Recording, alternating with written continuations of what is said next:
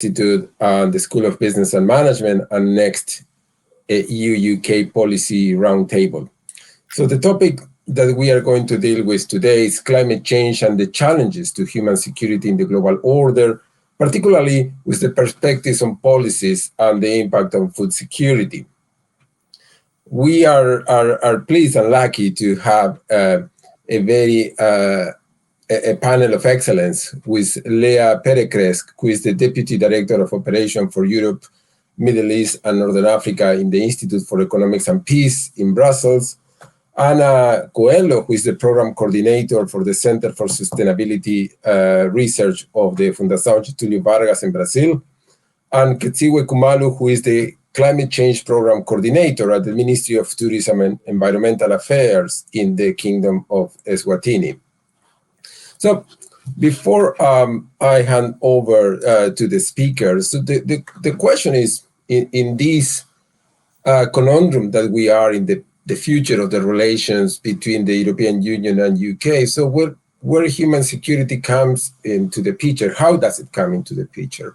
Well, from the end of the Second World War, when we start to see a shift in the paradigm in which this idea that national security should focus mainly in tank and troops on the ground, we start to see some variation of move toward having a more human-centered concept of security. And this is when different institutions and different academics start to talk about the issue. As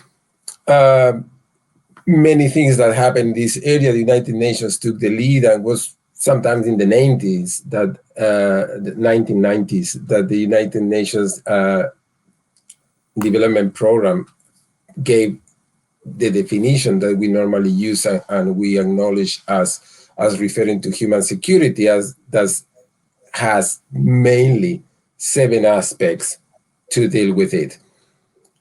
Changing the order of the UNDP definition, so we can talk about political security, community security, personal security, health, economic security, and what we are dealing mainly with today, environmental and food security.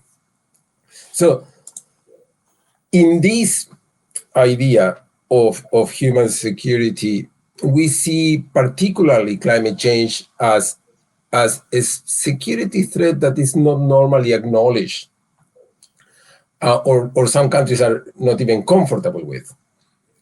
So much so that the United Nations Framework Convention for Climate Change, or either the Kyoto Protocol, there is no reference to human security at all. It was the United Nations Security Council, the one that started to refer to human security later. And in recent time, it has been the Intergovernmental Panel on Climate Change, the one that make a point that human security was needed to be taken into account, particularly when climate change is seen as a threat multiplier. Therefore, in our panel of excellence that we have today, we are going to deal with different aspects that link to this idea of climate change, food security, and the ultimate goal, which is analyze different policies related to human security. We are going to start with Leah, who is going to present the work that the Institute for Economics and Peace is doing in relation to environmental threats. And again, if we think that climate change is a threat multiplier, with everything that we are going to see, and those of you who know the IEP know that they are excellent in quantifying things that we thought unquantifiable.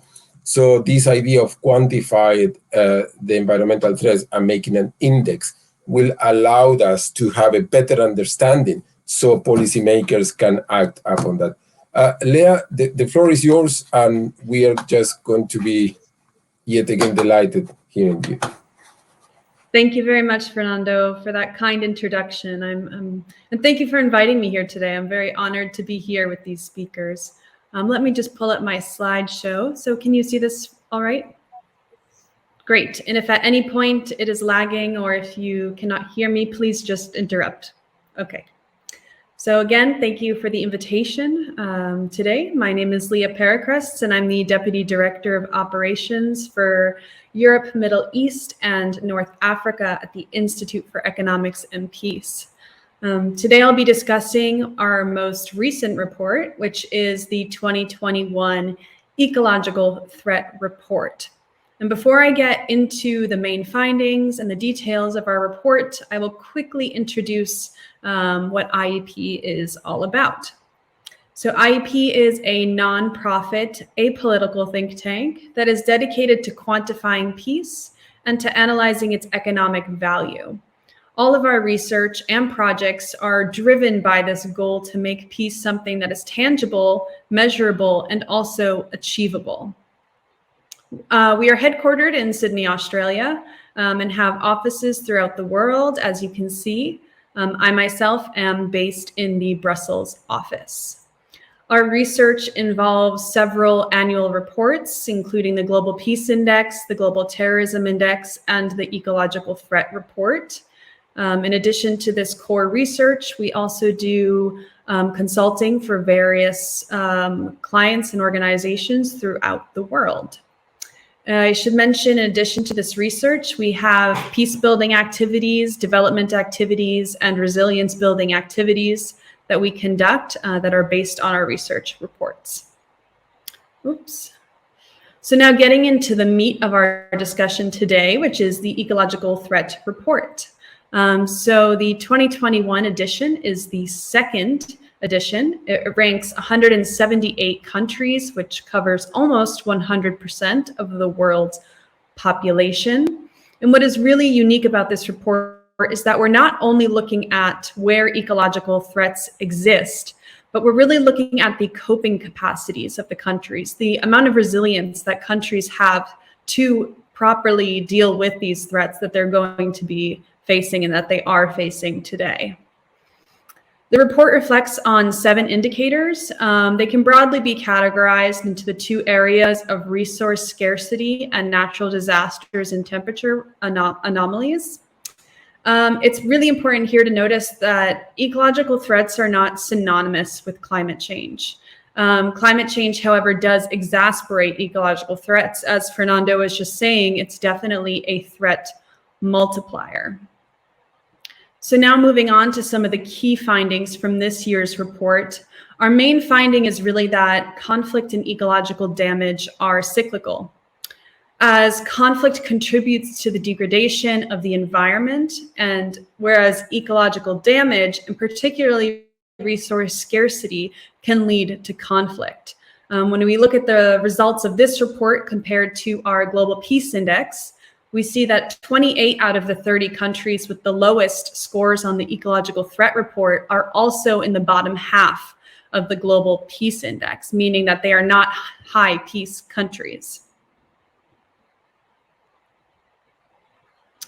We also have found that in order to reverse this vicious cycle that takes place between conflict and environmental degradation, it requires systems thinking. Which is something that I'm going to get into a little bit further in this presentation, so I won't harp on it too much here, but once we get into the policy recommendations. And as I mentioned, so the Ecological Threat Report is unique because it focuses on resilience and on coping capacities that countries have, because ecological threats do not discriminate. As we know, a natural disaster could take place anywhere. But how can the country cope against this? How can they build resilience against such threats when they do happen? And in order to measure this level of resilience, we're able to use IEP's framework of positive peace. And so positive peace is a statistically derived systems thinking framework. And it addresses the attitudes, institutions, and structures that enable peace to thrive and survive. So positive peace has 8 pillars, and it includes themes such as good governance, equitable distribution of resources, free flow of information, high levels of human capital, respect of the rights of the others, and more. So while doing this statistical analysis, between ecological threats and positive peace, we've found that countries with high levels of positive peace are able to quickly and more fully recover from, say, a natural disaster or a drought, when you compare these to countries that have lower levels of positive peace. So essentially what we've done in this report is to overlay positive peace calculations with levels and severity of ecological threats, which draws out countries that will need the most support in the face of ecological threats in the future. And this is, of course, something that's important to address as we globally are talking about where climate aid is going to be distributed, et cetera. And so when we made this map, we came out that there's 3 hotspots. So these are areas that are lower in positive peace levels and higher with the number and severity of ecological threats that they will face. So here they are also in this map. I recommend that if you want to look into other specific countries that aren't necessarily hotspots, visit our website, Vision of Humanity. We have all of the interactive maps, so you can click around, you can explore the countries and the regions that you're most interested in, see what kinds of threats that they're facing, see the levels of resilience that they have, etc. Shifting gears a little bit, I want to highlight our understanding and our predictions for resource scarcity in the future. And as I discuss this, I ask that you keep in mind that initial slide that I presented that discussed the cyclical nature of ecological threats and conflict, and just imagine the kinds of situations that could arise based on these predictions. So here on this slide, we see that the global population is expected to increase between now and 2050. However, when looking at these together with our data on peace, we see that countries that will have the largest increase in populations are also the countries that rank lower in our global peace index. Not necessarily in this report, but in another one of our reports, in the Global Peace Index, we also talk about the fact that there's an inequality in peace and that the gap between low peace countries and high peace countries has been growing for decades. When we compare this with the availability of food security, in addition, we can see that there's other grim circumstances that I will talk about in a minute. And if you think back also to those hotspot countries, we can see that in particular, 11 countries in sub-Saharan Africa are predicted to see their population double by 2050. So again, when we compare this with food security and the availability of food, we can understand that there's really grim circumstances that we may be facing in the near future. In 2020, the number of food insecure people rose dramatically, as you can see on the screen here. And unfortunately, this is only predicted to worsen with the dual impact of population growth and ecological threats, and climate change then exacerbating these ecological threats. In this last point on the screen here, it really highlights that the complexity that's at play here with ecological threats and population growth as well. And so as resources become more scarce, food, water, land, etc., and populations also grow, there's a risk definitely for conflict and decay of peacefulness. As I mentioned before, these are cyclical with one another, so they will be impacting each other. This may also lead to forced displacement. So forced displacement has already doubled in the past 20 years. And here on the screen, you can see that in the past, natural disasters have led to further forced displacement than conflict has. And again, with the forecasted population growth, the increasing scarcity of resources, the low levels of positive peace in these places where that's predicted, and then the cyclical nature of violence, there's, with a pun, there's a storm brewing there. We can see that the situation is certainly going to get worse. But I don't want to end this presentation on quite a negative note there. So we also have a series of policy recommendations from the Institute for Economics and Peace based on this research. The first of being what international agencies can do to better handle these situations. As you've just seen in my presentation, there's a number of complex areas that are all overlapping and all impacting each other. So from what we've seen in our research, we need systemic solutions to these problems, and we need to focus on societal resilience. In addition to, innovation, green investments, et cetera, we need to have societies and communities that can build back after a disaster or a threat takes place. The second recommendation that we have is to understand, acknowledge, and utilize the fact that many solutions can generate income for people.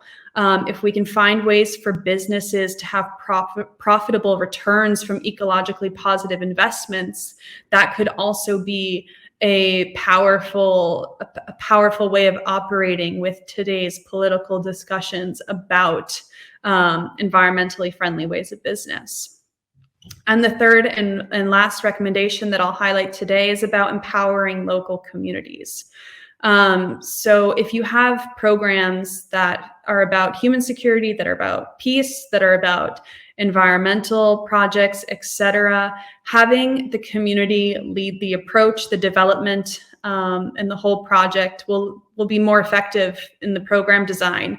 It'll have an easier implementation, and there'll also be more accurate evaluations done on what's actually impactful. So this is really the best way for communities to be engaged, for there to be actual results, and ownership of projects as well to ensure their longevity. So with that, I'm actually going to end my presentation. Please do get in touch with me or on social media with the Institute for Economics and Peace if you have any questions. As I mentioned before, all of our reports are on Vision of Humanity and interactive maps as well. So thank you very much, and I look forward to your questions. Thank you very much, Leah, for that impressive presentation and very clear and illuminating. Just a disclosure, I'm also a positive peace activator, so I did take the training with the IEP. So I've been in contact with them for a while, and I'm really still impressed with their work. We are going to leave the questions to the end. We are going to have all the questions together. So now, without further ado, we are going to hear from Ana Coelho from FGV Sao Paulo, which is FGV Brazil.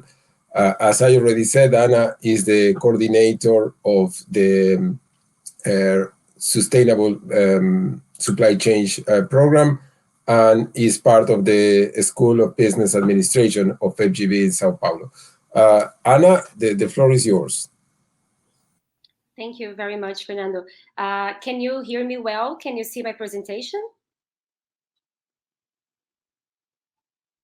Well, I'm assuming you guys can hear and see my presentation. So good afternoon. I'm sorry for the delay.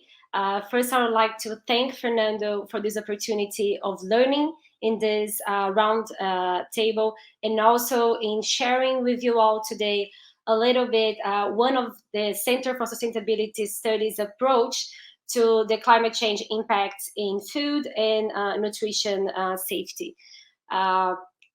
The Getúlio Vargas Foundation is one of the main think tanks in Latin America and hosts several research centers. Our Center for Sustainability Research is located in the Sao Paulo Business School and has been working for over 18 years in transforming public policies and also business practices. And my name is Ana Coelho. I've been working there for almost 10 years now.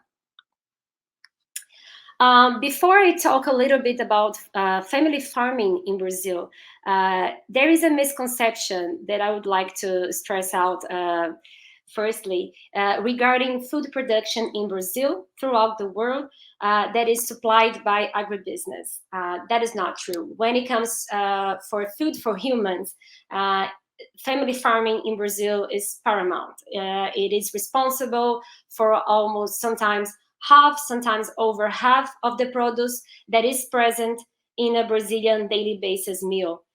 Such as this one in this photo, it's a feijoada, it's a Brazilian traditional meal. So when it comes to family farm, in Brazilian law, a family farm, it's a rural unit that uses mostly family labor based, and the family's income must come from the land, and the land itself ranges from 20 to 440 hectares. It depends on where it is located. So another misconception regarding it is to associate family farming to low technology solutions, and sometimes in some cases it's true, but you can see in some places in Brazil, like in the south, where families run bigger properties and they have mechanical harvesting and other technologies as well. So the reality of family farming is also very plural. Here in the second, well, family farming in Sao Paulo state, it's also very important for food production. I don't know if you guys can see it, but in the smaller map, we have the map of Brazil with the Sao Paulo state highlighted in red. And the second map shows the state of Sao Paulo with the Sao Paulo metropolitan region highlighted also. And the last and bigger map, you can see all the municipalities that are located in this territory. So the Sao Paulo metropolitan region is where we work, and it's also very important for it's the largest urban agglomeration in Latin America, and it's very important for food production, not only in the States, but also in Brazil. Despite these high numbers and the relevance of the family farming, those family farmers, they face many difficulties regarding product quality, like quality standards, not only regarding the product itself, but also its sustainable practices. They have difficulties in accessing financial services, in assessing technological assistance, fair commercial partners, so as to ensure that the next generation of family farmers will be willing to take not only the business, but also the culture that comes with it. So we know that climate change affects the availability of food in the present and in the future, as Leah was here presenting earlier.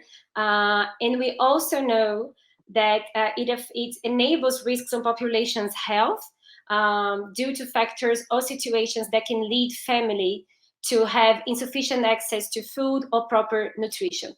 So having this as a scenario, we from FGVSS, over the past 7 years, we have been running projects focused on this strategy, is to foster and advance family farmers' best practices as a way to strengthen climate change resilience and to ensure food and nutrition security.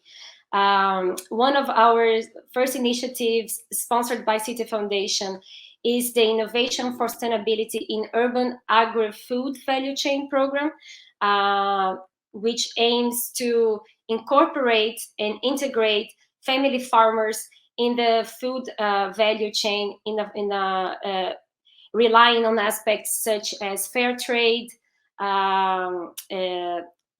security, food and nutrition security, and also environmental conservation. During the first 2 years of this program, we worked in one hand with a group of cooperatives, of producers associations, for them to implement business strategies and marketing plans, access markets, And on the other hand, we worked with a retail anchor company, so we could improve its procurement practices and relationships towards their small suppliers of fresh vegetables and fruits. And then in the last 3 years, we focused on developing, we elaborated a set of guidelines aimed at governments and companies. It was a multi-stakeholder process. We engaged over 150 institutions and actors from the sector, and some of the themes in which the guidelines were elaborated are rural youth, transition to ecologically based farming, and of course, climate change. There is more, there's like the website from the guidelines if you guys want to look further. So, inspired by this set of the guidelines related to climate change, we came up with another initiative, also sponsored by City Foundation, which is called Peri-Urban Agriculture, Climate Change and Food Supply Program. I'm so sorry, those names, the name of these initiatives in Portuguese, they are way more fun and creative, but if you translate it to English, it would make no sense. So we came up with those boring and long names, but it's okay, we can live with that. So this initiative aims to promote adaptation to climate change for family farmers in the metropolitan region of Sao Paulo as well. A methodology for analyzing risks and vulnerabilities related to climate change was elaborated based on historical meteorological data and also social and environmental information for the territory. We developed this methodology and we apply it to this, the Alto Tietê River Basin. It's one of the 3 river basins that supplies water for this region of Sao Paulo, and also very important and very relevant for food production as well. So what we are now doing is engaging family farmers, cooperative associations to help them elaborate climate adaptation plans for their production based on the gathered information.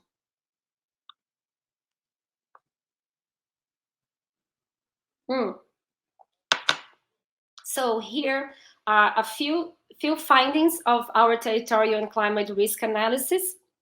Like we have a low crop variety, which increases production vulnerability facing disasters and other climate-related crises. The production practices, it's mainly conventional, which relies on external supplements, and it's very intense in irrigation. And well, we have here, as in case in many parts of the world, you can see the meteorological data changing accurately and constantly in recent years. And in this case, the conditions are aggravated by the intense urbanization of the region, which contributes to deforestation and of critical areas for water retention, regulation, and also supply.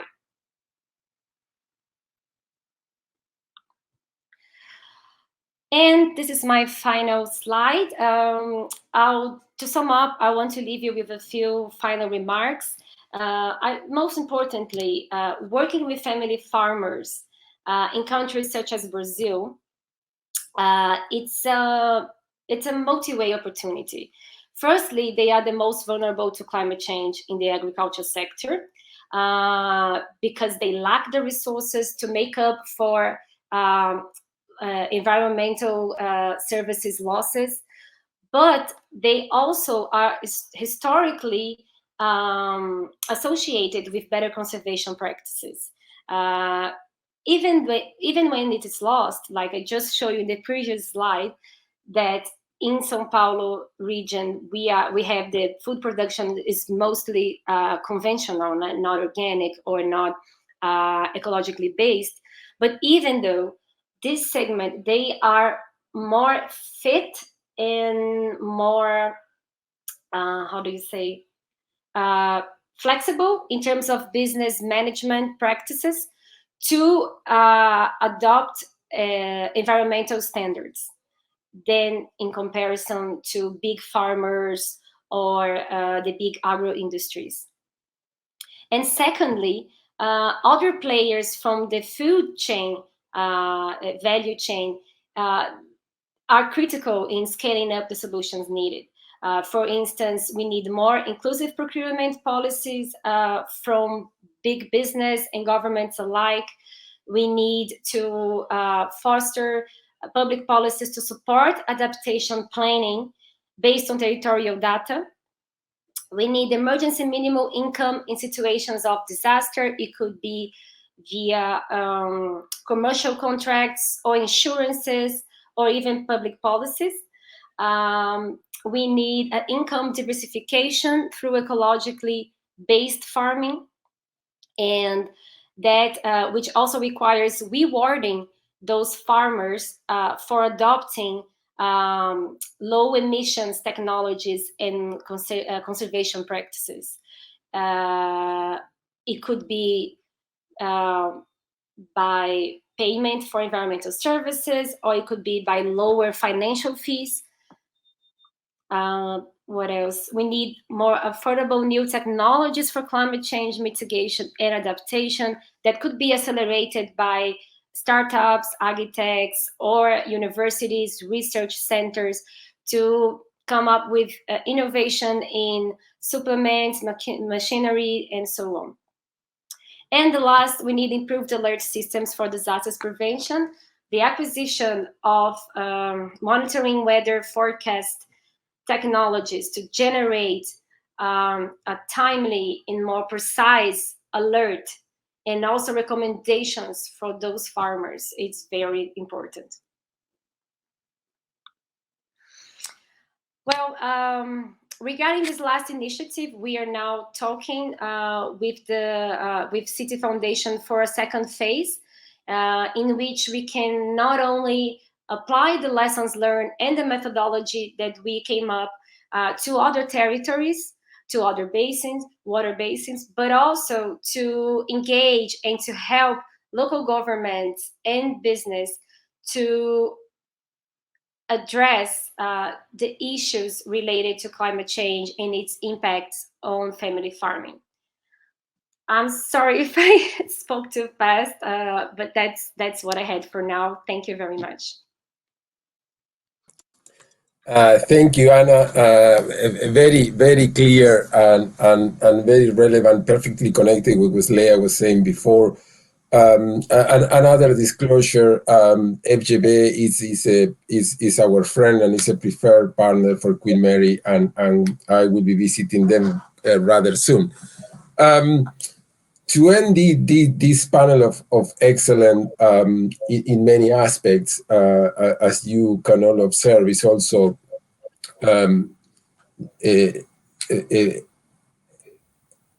a panel of excellent with women from different places that with properly as it should be. And to end, I would like to invite Khetsiwe Khumalo, as I said, as member of the Kingdom of Eswatini government. And Khetsiwe, please, the floor is yours, and then we all are going to get together again to share some thoughts. Thank you, Fernando, and thank you for inviting me to be part of this excellent panel and to discuss a very pertinent issue and something that it would be very important for governments, for any institutions to actually take into consideration. From my perspective, I think what is important and what we have seen, as already the colleagues have highlighted, climate change is a multiplier effect of all the current challenges that we are facing.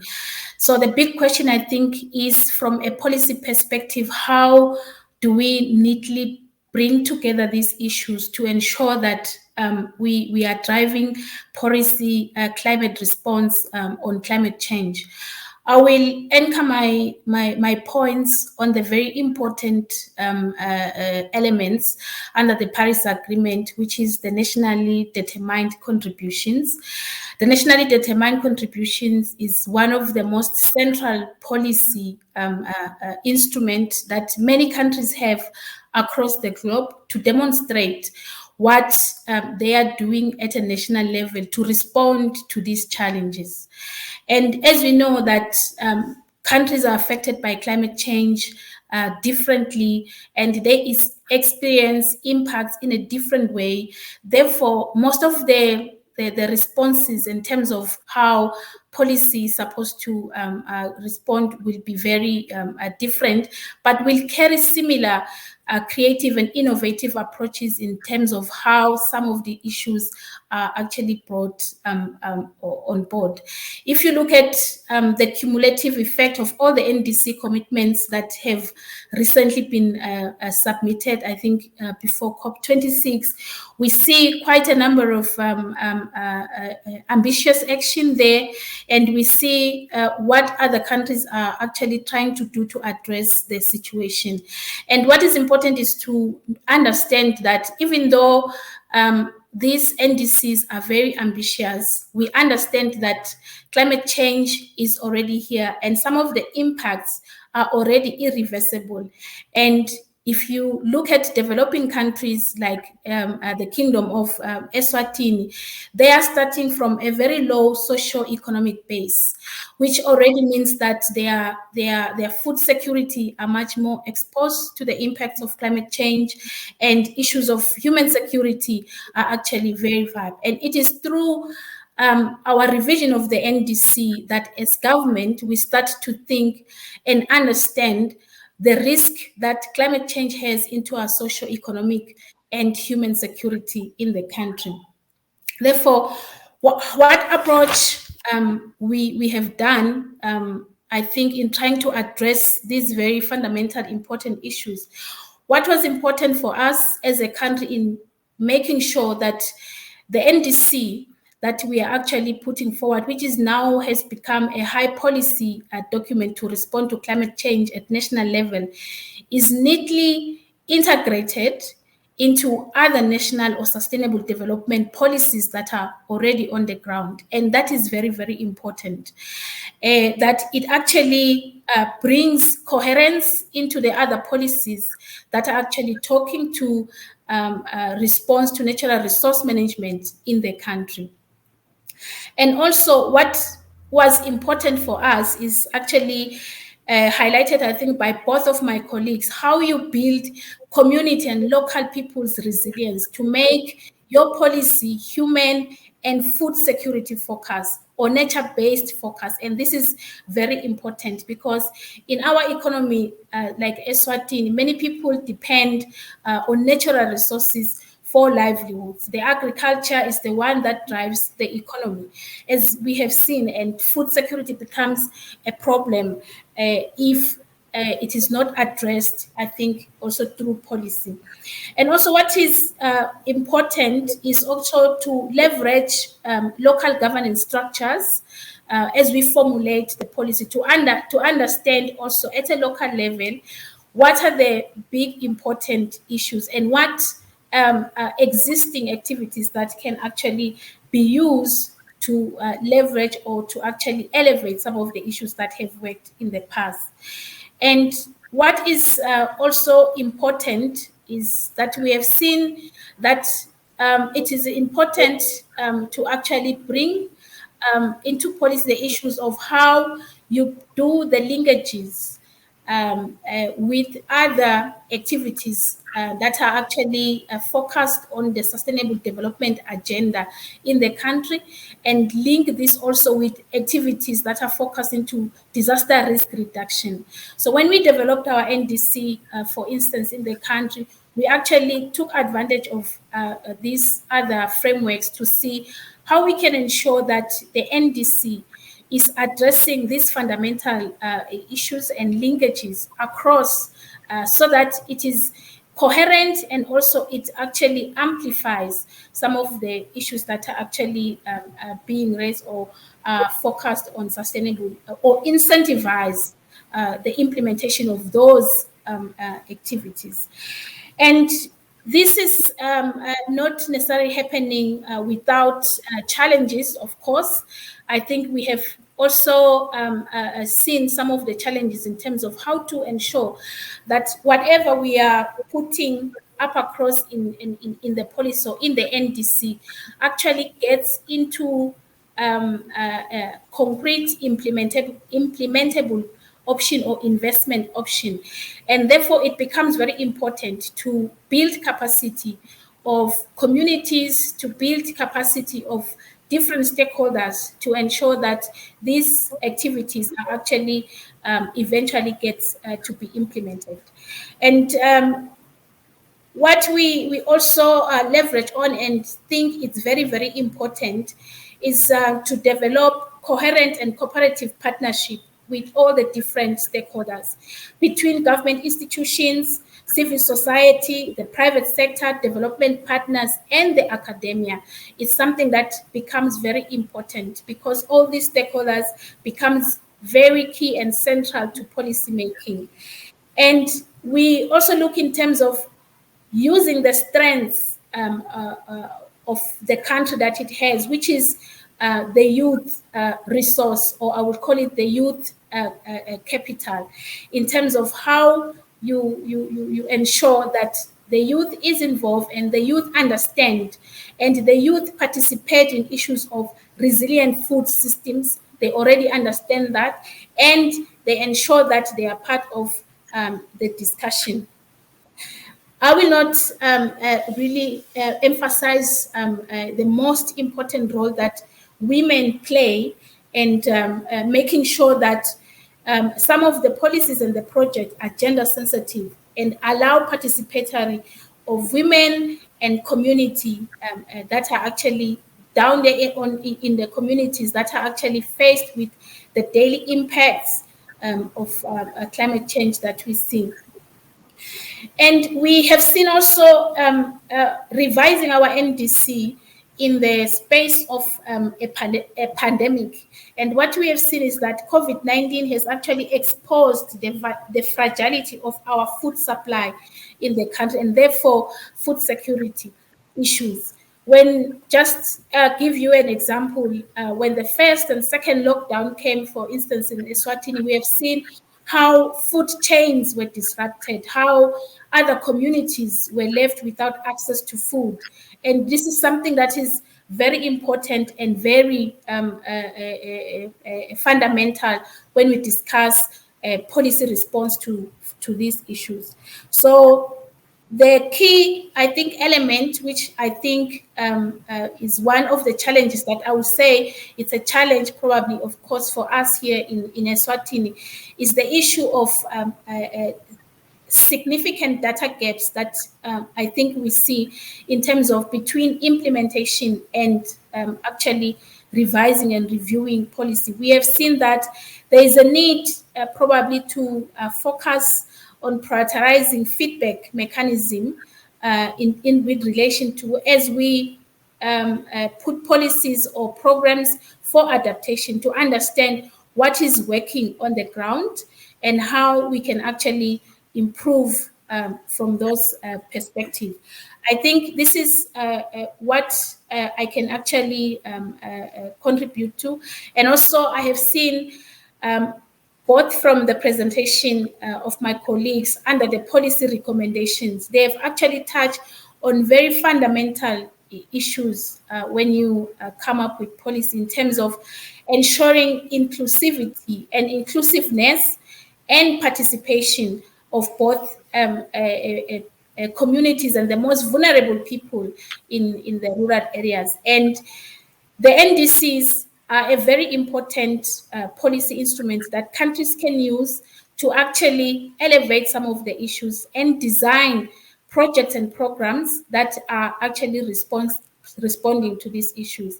And within the UNFCCC framework, NDCs are not the only tools. We have what we call the National Adaptation Planning, National Adaptation Plans, which are more focused on adaptation. And similarly, these instruments, governments are actually using them. For example, in the case of Eswatini, we are using our National Adaptation Planning process to actually integrate climate change into the national development processes that includes planning and budgeting to ensure that we are climate proofing our development process. So using such instruments are actually a very important things that government has, and ensuring that through this instrument, government is able to leverage the support and partnership of other stakeholders that are becoming very important in the response of climate change. Thank you very much.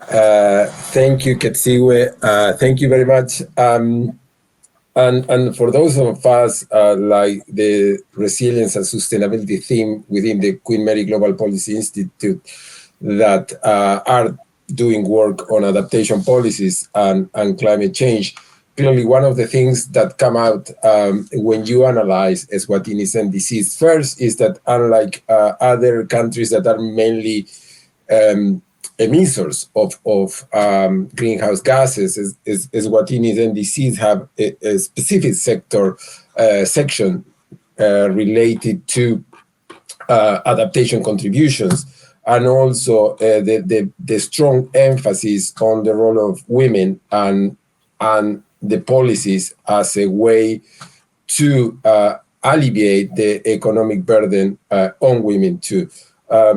Really can be observed as it's clear that it was made bottom up with participation of the different sectors of the community. I think it's something that we are analyzing, and we plan to work in the future on that. Thank you very much, Khetsiwe.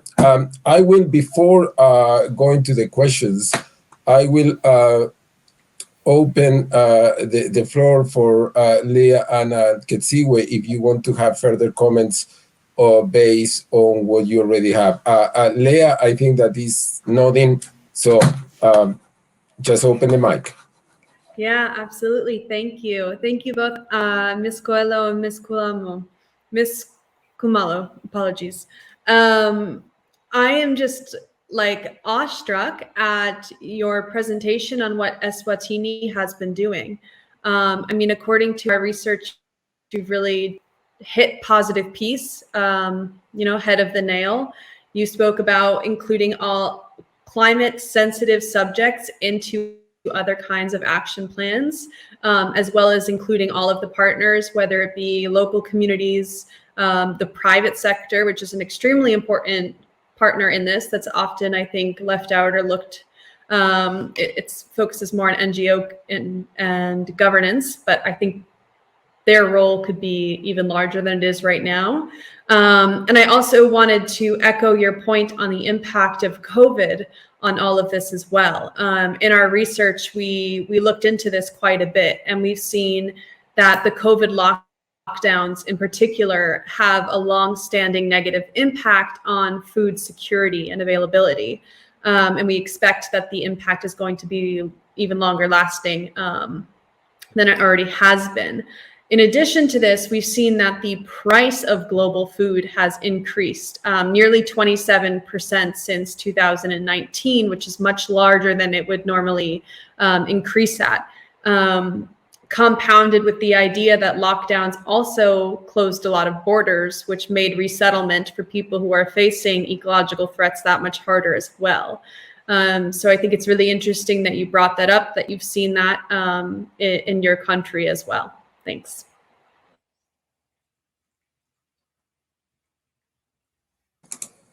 Thank you, Leah. Anna, before Leah took the floor, I saw you nodding too. Just please open. You can all, if you wish. I mean, the idea, this is a table. We are technically in 3 different continents, but let's imagine that we are just across the table and we are just having a chat. So if you want just to open your mics and interact, don't hesitate to do so. I will leave mine open, so. Thank you, Fernando. I guess regarding food and nutrition security during the pandemic in the Brazilian context as well, I can say a few words. Actually, even though the food nutrition insecurity indicator is low to moderate in the municipalities surrounding Sao Paulo, where we work, the situation has worsened a lot in the country as a whole. For instance, in 2018, we had data showing that 36% of Brazilian households experienced famine or risk of famine. And since the pandemic hit in 2020, it is estimated that the number is now over 50% of the households. So it's a lot. It's like over half of the country is facing this kind of insecurity. So yes, it's we have climate change and we also have the pandemic as a challenge to address. Before I know that Khetsiwe may want to say something, but before I will abuse my position of chair. And so how do you all see the link between these issues? Because there is a long-standing acknowledgement with the food security that currently, and that is probably something that's going to change with climate change, food security is more about distribution than production. So the world produces enough food for everyone. It's just that it's unevenly distributed. So assuming that the situation might change in the future, so the issue will be for the first time availability. I mean, for the first time in current, used to be like that ages ago. So what will be the role of different policies to tackle that, to tackle not only distribution or more uniform and inclusivity, but actually to deal with better production. And something that struck me in Eswatini's indices, there is a reference to climate smart technologies and climate smart agriculture. So, and whether any one of you see a role of different form of technology, which Anna also referred to when she mentioned family farmers, in particular in the south of Brazil. Some of them are highly technified. We were talking about that before when I said I visit some of them in the past in Rio Grande do Sul, and they were highly technified. So how do you see it expanding that, and whether the policies can help that to tackle the ecological threats, the policies in countries in sub-Saharan Africa and in places like Brazil? So I don't know if it makes sense what I'm asking, and whether you have any view on that. Khetsiwe, I think that it was your turn. Yes, thank you, Fernando, for that. I think what would be important, as you say, as you can see that there's quite a lot of interlinkages to the challenges that we are facing. What would be important is actually to do an integrated risk assessment, which is going to be a very important tool that can inform policy to understand what are the risks across the different sectors, and what are the different risks that probably we can face that are actually interlinked, and they affect food security. And beyond that, it will be also important, I think you have touched upon issues of climate smart agriculture. And beyond that, it will be also important to see, because what we see now, you find that in most cases in other countries, that the communities at a rural setting, or I would say, they are the ones that are feeding the population in urban areas. I think it will be important for cities now to start to think in terms of how they provide food security within that space.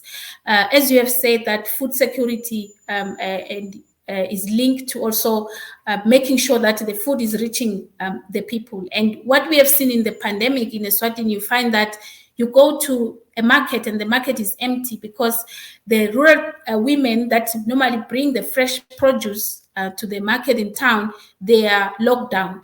And also at the same time, their produce are getting spoiled because they are not able to access a market. So these are the issues that we actually need to think through around. And I think the pandemic has revealed some of the fragile areas or the weak points within our development processes, how we can ensure that we are integrated in our approach and try to ensure that we are building food security also in the cities. And it's going to be something that is going to be very, very important and fundamental. Thank you. Thank you very much, Khetsiwe. I don't know if Leah or Anna want to. Leah, please. Yeah, absolutely. Thank you. So yeah, definitely access to food, but also affordability of food are two constructs that are separate, but also related to one another. Part of the work that we did in the Ecological Threat Register was looking at the geospatial aspects of food distribution and also food prices in Syria in particular. And we overlaid this with conflict dynamics to see when and how it's changing as well. So there's a lot of different things at play. There's infrastructure at play. There's, you know, as was just mentioned, availability to sell food as well is a huge issue. Food waste is an issue. So I think it really all ties back into the systemic nature of it. You can't develop climate policies without thinking about food. You can't develop infrastructure without thinking about food and climate. You know, it's really has to be systemic. You can't have these areas be so siloed as they are today, because when we're working in a silo, we're blind to a lot of the impacts and potential consequences of road design, for example. So again, I have to point to the systemic nature of it all. There's a saying, it takes a village, but in here it takes every branch of governance and community. Yeah.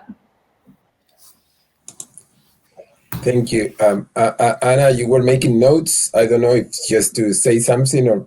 Yes, I was making notes to organize my thoughts. So I guess, Fernando, what is of course, that is the solutions are not only in increasing production and distribution. Of course, this is important, especially in regions like the Amazon region, like in the north of Brazil, where you have people, they are producing, but they have a huge difficulty to take that into the bigger cities to supply them to. So sometimes they travel by boat and they travel by unpaved road, and they carry on their backs. So it's like the challenges of infrastructure are paramount, of course, but it's what is important to also highlight. It's how to acknowledge the traditional knowledge and use it in adaptation of those policies, because some public policies in Brazil about 10 years ago, they were actually encouraging farmers, pushing farmers towards worse practices. Like the farmers were doing the traditional farming, and suddenly, if they have access to rural credit, they had to buy this package of technology, this package of chemical fertilizers, pesticides, GMOs. So if our policies pushes them, encourage them to the worst practices, to the most high emissions practices, so it doesn't. Then we have a problem. So we have to look again, reformulate our policies. If we are actually enabling and rewarding those farmers that are doing correct, and it's their natural way of doing farming. So that's the thing that I don't know if I was confused, if I was clear. No. I think that yes is unfortunately very clear, particularly in some areas of the world. But one of the issues, again, going back to the example of Eswatini and knowing how the development of the new, this is the second version of the NDCs. The first one was when the kingdom signed the Paris Agreement, and these ones that were published in October 2021. The issue of the different stakeholders and how they were consulted. So my question, and again goes to everyone, is the governance of the system. So when we think about the governance of the system, how different forms of multi-stakeholderism can be taken into account. So when those of us who were in Glasgow, where we met with Khetsiwe for the first time in COP26, we saw government oriented and the problems that the benefits and the problem that had. And suddenly it seemed that a multi-stakeholder discussion could probably move things faster. So how to incorporate multi-stakeholderism in the governance, not only in the production of knowledge, but in the governance of the system? I'm sorry, it looks like an ambush question that you say, we were not ready for this, but it's something that we've been discussing before with some of you. And how do you see that may happen? Or what are the challenges? You might say, no, actually, it's not a good idea. No, it doesn't have to be the way. I don't want to put Khetsiwe in the spot because you are in government, therefore you might say, I don't want to say that, but if anyone has a view on that, I can keep talking about it because I'm writing about it lately. So how do you see the incorporation of different stakeholders to the governance process to deal with agri-food production and with the challenges of climate change? I can kick off, and Anna, you can continue. I mean, when you're talking about multi-stakeholders being involved in the process overall, I think we've seen a move from a lot of different international initiatives, but also national initiatives, local initiatives, to be more inclusive in general, which is, I think, a strong move forward for this. Of course, I would say the most typical challenge that people point to is the private sector being involved, being engaged in their perhaps lack of willingness to change or to have to spend X amount more or lose profit in order to be green. I think that's one of the main discussions that are happening right now. But however, as I mentioned during the presentation, I think one of the main policy recommendations here is to highlight the profitability of it all. I think having that messaging in all of these multi-stakeholder discussions is where we're going to see very large results as far as building in the positives, building in the great arguments for going green that aren't just, we're trying to control your company and control your business. So I think that's one of the main challenges that we have to this, but also one of the main solutions, because it can be extremely profitable if you do it right. And maybe our responsibility as an NGO or is highlighting more positive cases of that, highlighting more case studies there, and really discussing about the economic benefits of it. We do a little bit of this on the conflict side. We have a report called Business and Peace, where we talk about how businesses can contribute to peace, but also showing the statistics that it's actually more beneficial to be operating in a peaceful area than in a non-peaceful area. So, just trying to incentivize the private sector to be involved in peace building.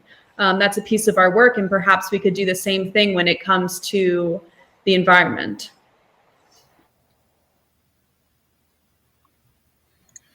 Yeah, I think definitely we also, from our experience, the private sector has been one of a, I would say, interesting instead of the word difficult stakeholder to work with, because it's so diverse. It's different when you're going to meet with civil society.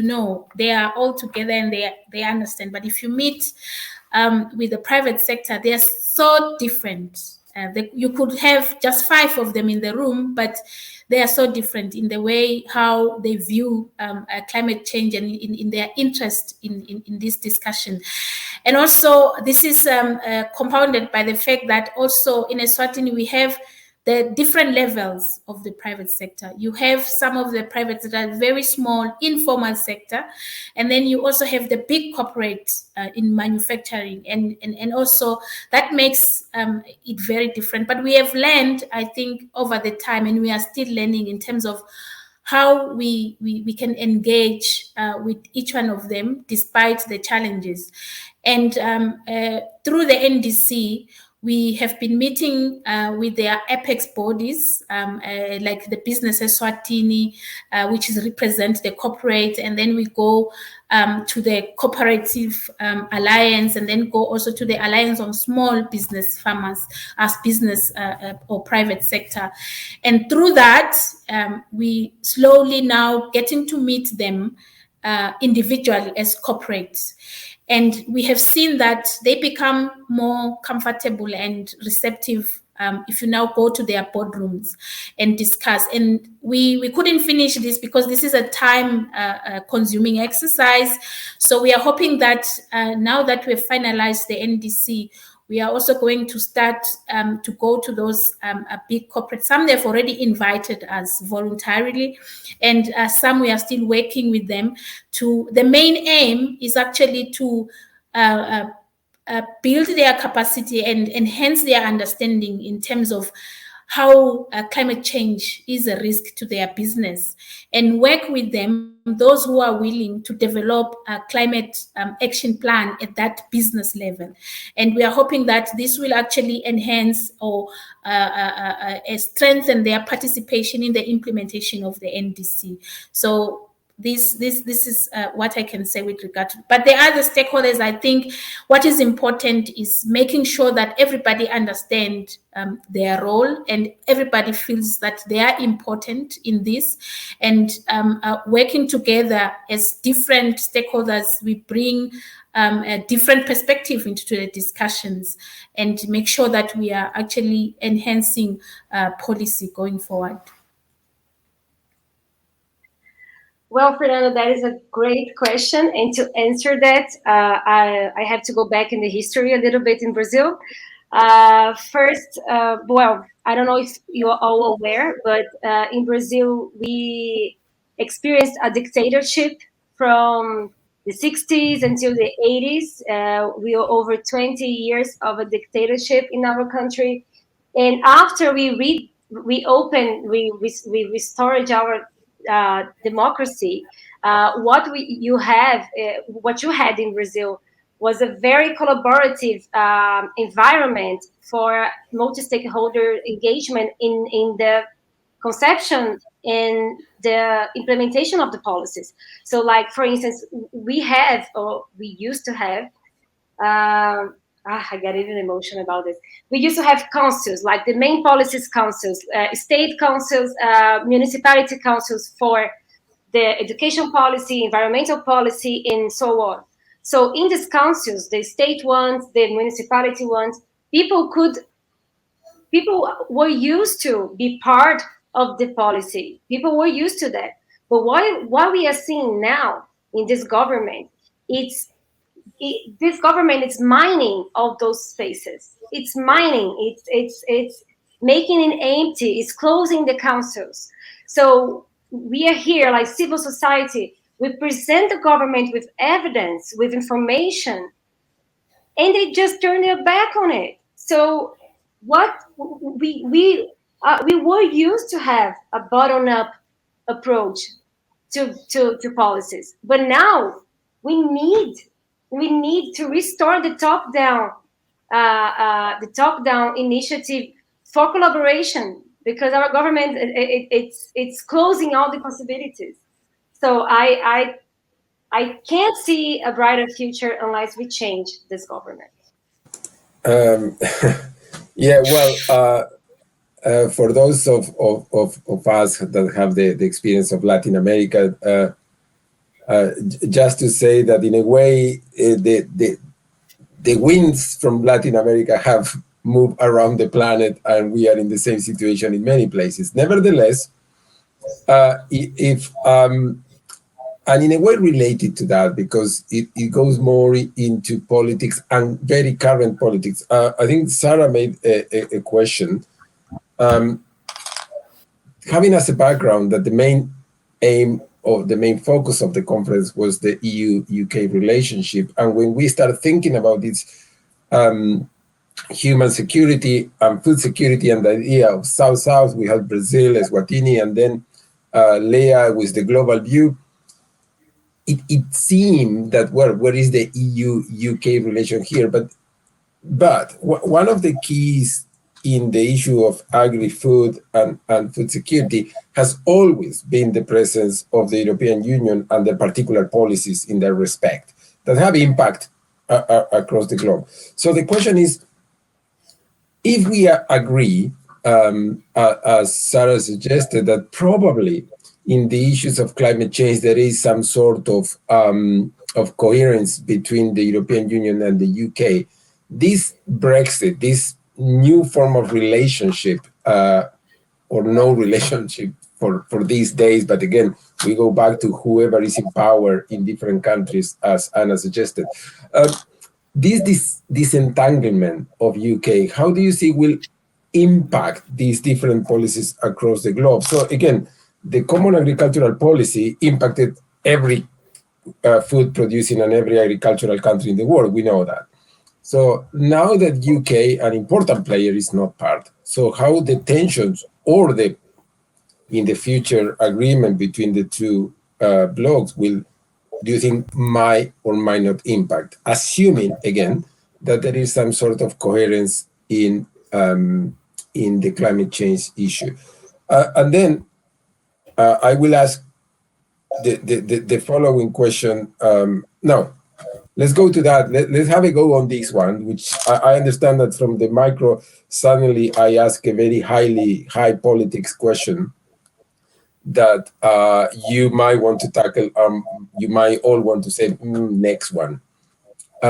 So how do you see the UK-EU relationship and the break may have impact in different areas of agricultural production?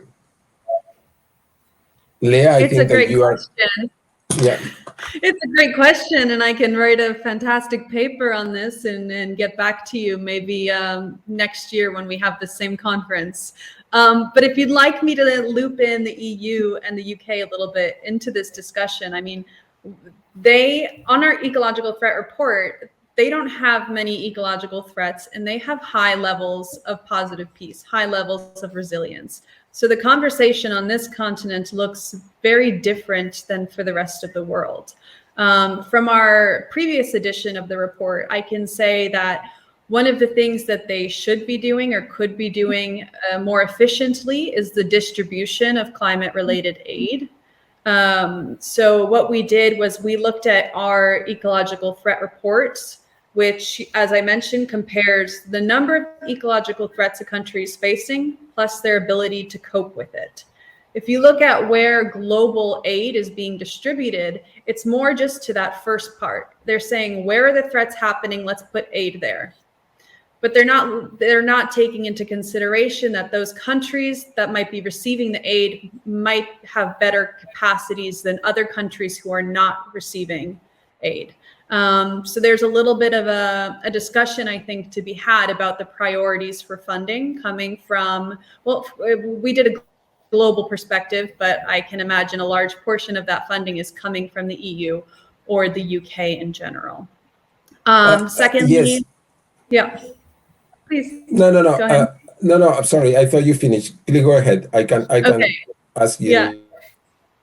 And the second point, just to, beat on this systemic nature drum again, the fact that their policies are so siloed, the fact that they're not thinking about agriculture and refugees in the same content, in the same conversation, the fact that they're not thinking about food distribution and,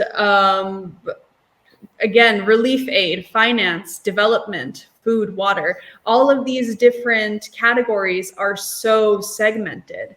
And that's going to decrease the the effort, really. It's going to be less efficient than if they would join these policies together. So that's the very last recommendation or thought that I have to give on the EU-UK discussion. But I will write that paper and I'll be ready next year. Yeah, but before even Khetsiwe or Anna give their views, so one of the things which is central of many things that we've been talking about is that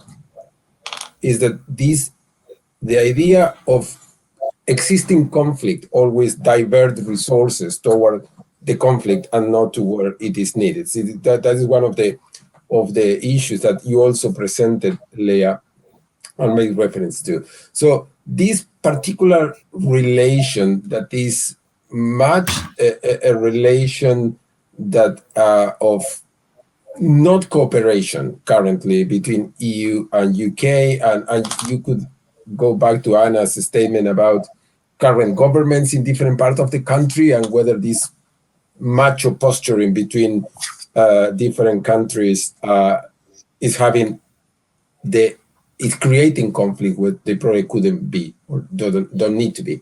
So how this issue that countries are focusing in conflict, some of them created by this macho posturing, as I call it, and the importance of having all women in the panel, it relates to this too. So we stop with the macho posturing that is costing so much to the planet.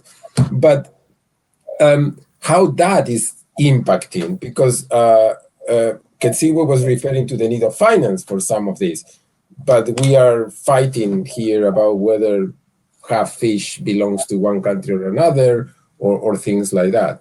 So how this conflict or the lack of proper relation between EU-UK may impact all the aspects that we are talking about.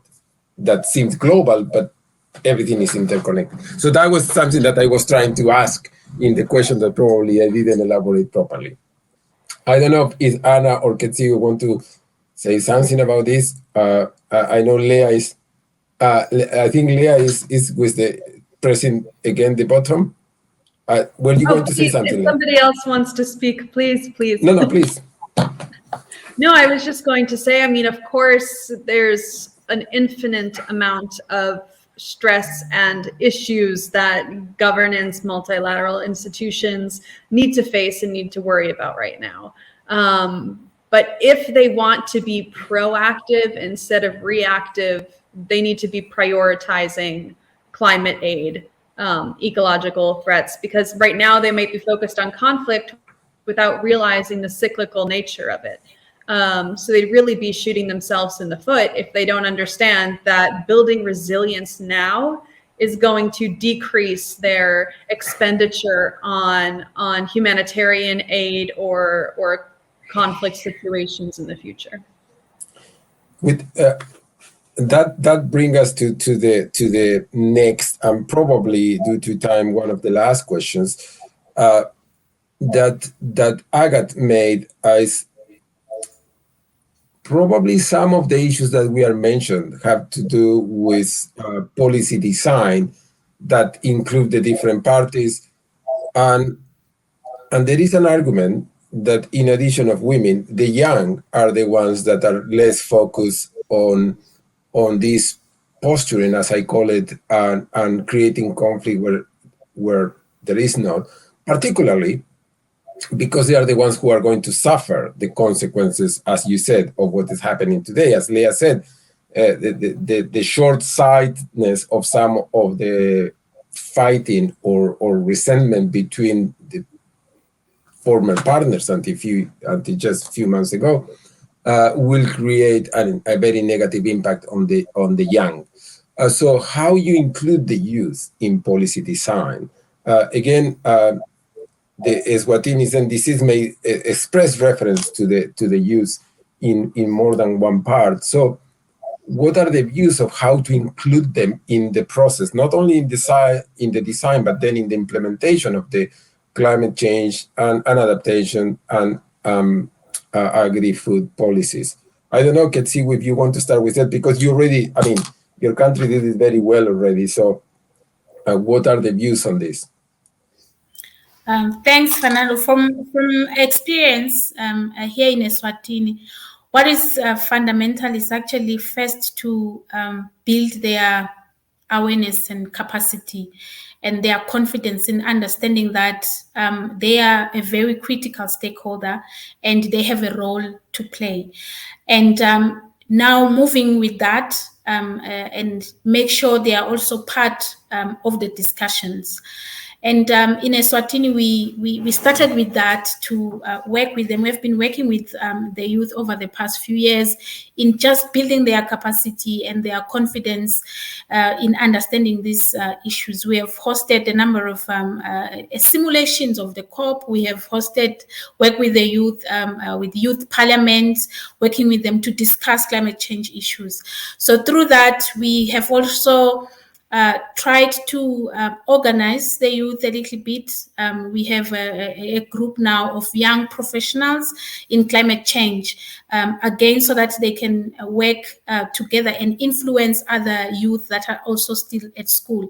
And with that kind of empowerment, I think then they become very confident and they actually are able to take their role and occupy space in policy making, and not just to participate in workshops or something where decisions are made.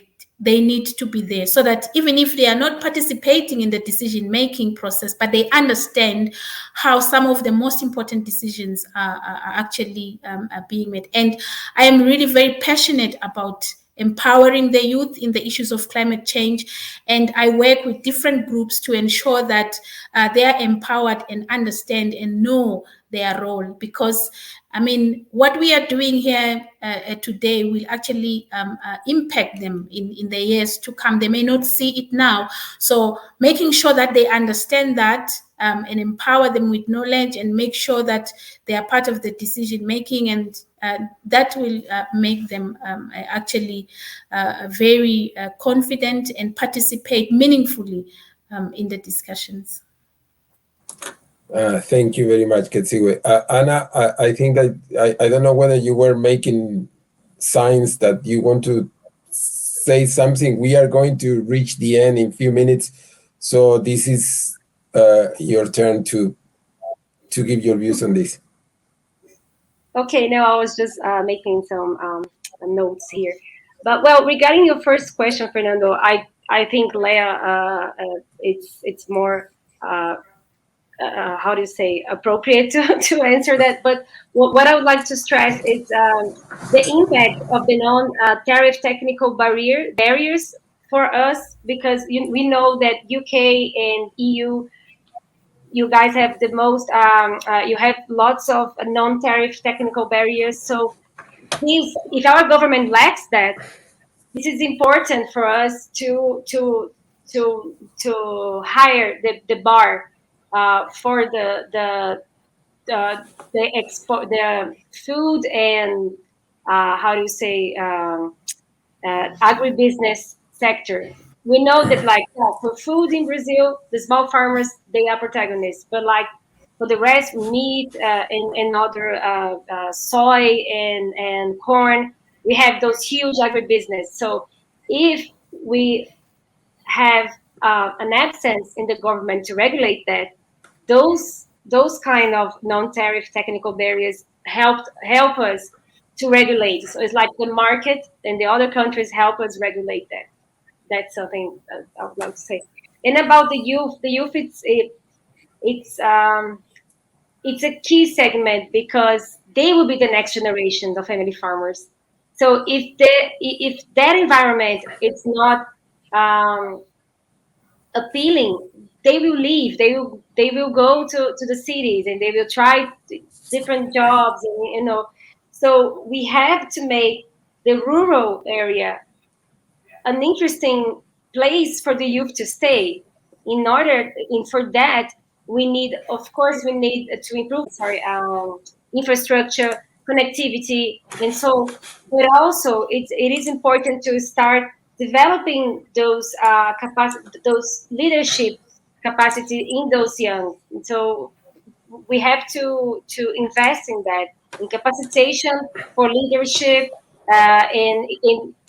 in schools with teachers. So look, there is a council here. You can be part. You can talk. You can discuss that policy. So we need to start, of course, at schools, and there is a lot of room for those kind of work and capacitation building for leadership and development in those youth. So, yes.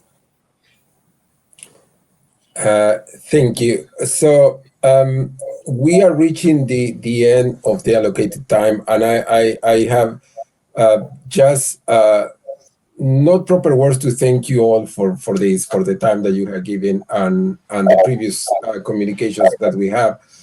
Before giving the floor to Sarah, just let me correct one thing. Is Leah? No, Leah, we will not meet next year. We will meet before that. We are going to have a couple of events in this 2022 in which you, of course, we will be again together, and I will be thanking you from all the day from today until that day again. Thank you again. Thank you, Leah. Thank you, Khetsiwe, and thank you, Anna. And I hope that we can meet soon, face to face, if Omicron allows us. Sarah, the floor is all yours. Thank you, Fernando, and thank you for chairing such an insightful roundtable. I think all the speakers have shown how it's important also for you to for us as scholars to go beyond EU-UK relations and to think about the rest of the world. I think that's one of the challenges that we are also tackling through, for instance, the decentering turn. And trying to go beyond these Eurocentric discussions we sometimes have also amongst European Union scholars. So that was really refreshing, and also on, I think, the capacitation of the youth and providing leadership, which is also something that actually NEXTEUK is trying to do with young scholars and to build a community of reflection on all these issues. So I just want here to announce that we will have another PhD summer school in June this year. So please stay tuned, and you will get some information on the call for application. And of course, I would like to thank all the speakers, all the chairs, all the discussants, the audience, because I think it's been a very, very interesting and insightful conference, but also it's been moved from a non-site to an online conference in such a short time that I'm really grateful to all of you who made the time to be with us and to really actively participate. And we also have a survey. I think you have the information in the chat. So please do fill in the survey and provide some feedback. It's really important for us and for our funder as well. So thank you all. And of course, I would like to thank Agathe, who has also helped us tremendously to put together this conference, and to the technical part, which is in the backstage, Gary and Lisa. But Agathe, the floor is yours. Yes, thank you very much, Sarah. Thank you very, very much, Fernando, and to all the team of QMGPI Global Policy Institute who have been very, very helpful in organizing this conference. Also, huge thanks to more than the 40 participants, discussants, speakers, chairs who have kindly agreed to participate in the conference, to share their insights and on very, very different topics. So it was fascinating. Maybe a few words also to thank ULIP, the University of London Institute in Paris. They were our partners for this conference. We were supposed to use their building, but unfortunately we went online. But huge thanks anyway for helping us disseminating the events. And maybe a few words about the outputs of this conference. We will very soon work with Sarah on a special issue based on the conference, and we would like to organize a workshop on April the 21st. So we will keep you updated with the rest and the following up of the conference. But huge thanks to everyone, and have a very nice weekend.